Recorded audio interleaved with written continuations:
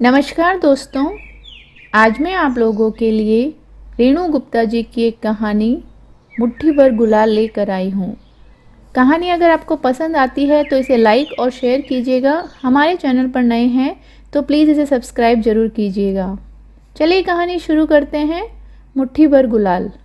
आध्या, तनिक मेरे पास आकर भी बैठो। ये क्या हर समय किचन में घुसी रहती हो? मुझे बिल्कुल समय नहीं देती हो। भीष्म ने अपना चूड़ा खनकाती, रसोई में खाना पकाती अपनी नवविवाहिता पत्नी को उल्हाना देते हुए कहा, अजी मेजर साहब, मैं तो आपके दिल में उतरने की तैयारी कर रही हूँ। सुना है ना आपने, पति के दिल की राह पेट से होकर जाती है। इतने वक्त आप मुझसे जुदा न जाने कितनी लड़कियों के साथ गुजारते हैं। कभी किसी फौजिन ने आपके दिल पर कब्जा कर लिया तो मेरी कहानी तो शुरू होने से पहले ही ख़त्म हो जाएगी। अजी मैडम, आपकी कहानी तो हमारे कलेजों पर छप चुकी है। आप तो हमारे दिल की टेरिटरी की परमानेंट बाशिंदा बन गई हैं। अब किसी की हिम्मत नहीं है कि आपको वहाँ से शिफ्ट कर दें। सच कह रहे हैं जनाब, या यूं ही मेरी मुंह देखी मुझे खुश करने को कह रहे हैं? चाहो तो स्टैम्प पेपर पर लिखवा लो, हम तो आपके दीवाने हो गए हैं। अब आपसे पल भर की दूरी भी हमें बर्दाश्त नहीं होती। नवविवाहिता जोड़े की हंसी चुहल जारी थी, तभी फ़ोन घन आया। आर्मी हेडक्वार्टर से फ़ोन था। मेजर भीष्म, बॉर्डर पर उपद्रवों की वजह से आपकी वार्षिक छुट्टियां रद्द की जा रही है। आपको कल शाम तक रिपोर्ट करना है। अचानक आई इस खबर से भीष्म स्तब्ध रह गया।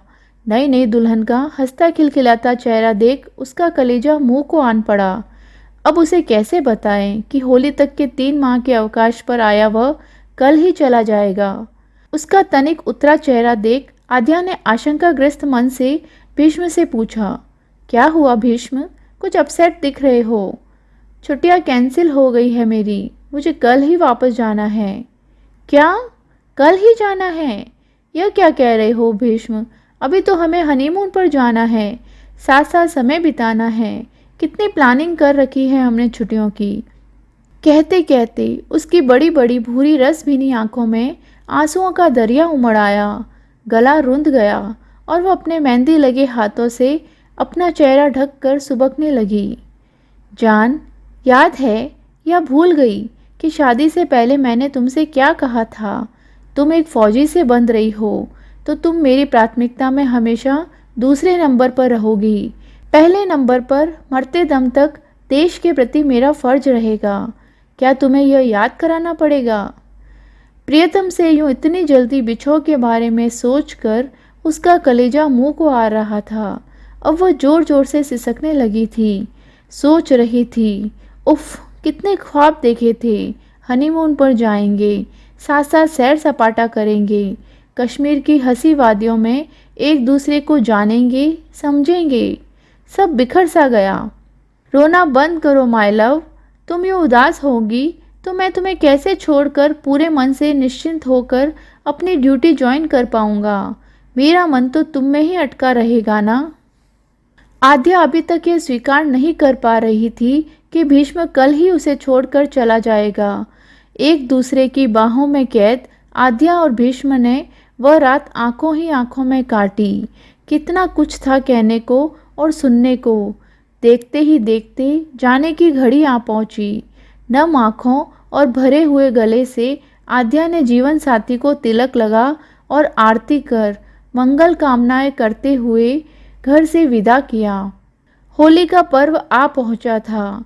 भीष्म ने आद्या से वादा किया था वह होली पर अवकाश लेकर उसके पास जरूर आएगा।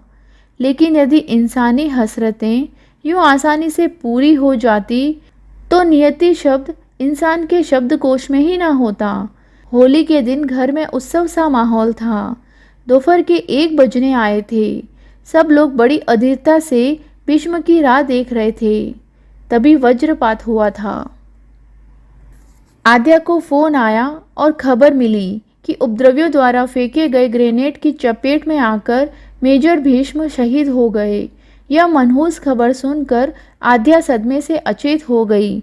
माता पिता और छोटी बहन भी होश खो बैठे थे। वक्त का मरहम हर घाव को भर देता है। मेजर भीष्म को गए काफी समय बीत चुका था। आद्या के आंसू सूख गए थे, लेकिन अंतस में दर्द का समंदर ठाटे मारता। वह मानो जिंदा लाश बनकर रह गई थी। धीरे धीरे अवसाद के साए उसे निगलते जा रहे थे। वह दिन भर एक जगह बैठे बैठे भीष्म की खाकी वर्दी को ताकती रहती। घर भर उसकी यह हालत देखकर चिंतित था। खासकर उसकी सासू माँ उसे यह दुख के अंधे कुएं में धंसते हुए देख बहुत दुखी थी। वह हर संभव प्रयास कर रही थी कि आद्या अब तो अपने डिप्रेशन से बाहर आए और अपनी जिंदगी नए सिरे से शुरू करे, लेकिन आद्या की स्थिति में कोई सुधार नहीं हुआ। जीवन साथी के असमय जाने से मानो उसकी जीविका को ग्रहण लग गया था। उस दिन होली थी, घर में उदासी पसरी हुई थी। तभी भीष्म की छोटी बहन नीनू की कॉलेज की सहेलियां होली का हुड़दंग मचाते हुए घर में घुसी और आद्या के चेहरे पर अबीर गुलाल मल कर चिल्लाई, भाभी हैप्पी होली।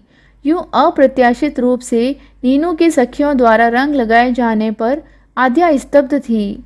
सोच रही थी पुराने ख्यालों वाली उसकी सासू माँ और खासकर दादी सास उसे यूं होली के रंगों में रंगा देखकर क्या कहेंगी। वह नीनू पर बिगड़ते हुए बोली, नीनू यह क्या किया तुमने? मुझ पर रंग? अम्मा बहुत बिगड़ेगी। मैं बिल्कुल नहीं बिगड़ूंगी। आज भीष्म को गए पूरे 2 साल हो गए हैं। उसके जाने का दुख तो हम सबको है, लेकिन जाने वाले के पीछे जाया तो नहीं जाता ना। तुम क्या सोचती हो तुम्हें हर वक्त रोते देखकर उसकी आत्मा को शांति मिलती होगी? कतई नहीं, बल्कि तुम्हें दुखी देखकर उसकी आत्मा को बेहद कष्ट पहुंचता होगा। कहते हुए दादी सास ने भी उसके चेहरे पर रंग लगा दिया। वह भौचक्की उन्हें देखती रह गई। तभी उसकी सासू माँ ने उसे कुछ किताबें थमाते हुए कहा, वादा करो अब तुम कभी भीष्म को याद करके आंसू नहीं बहाओगी। मुझे आज भी अच्छी तरह से याद है तुमने एक बार हंसी हंसी में भीष्म की खाकी वर्दी पहनकर उससे कहा था, काश अगर मेरे बाबूजी ने मेरी शादी इतनी जल्दी नहीं की होती तो मैं भी जरूर एक फौजी बनती। लो चलो, एसएसबी की परीक्षा का ऑनलाइन फॉर्म आज ही भरो और पढ़ाई में जुट जाओ।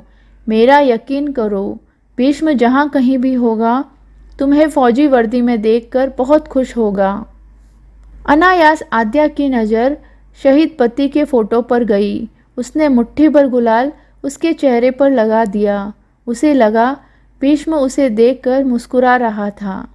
तो कैसी लगी आपको रेणु गुप्ता जी की बहुत ही प्रेरणादायी कहानी मुट्ठी भर गुलाल? रचना अगर आपको पसंद आई है तो इसे लाइक कीजिएगा। मिलती हूँ किसी नई कहानी के साथ में, तब तक अपना ख्याल रखिए।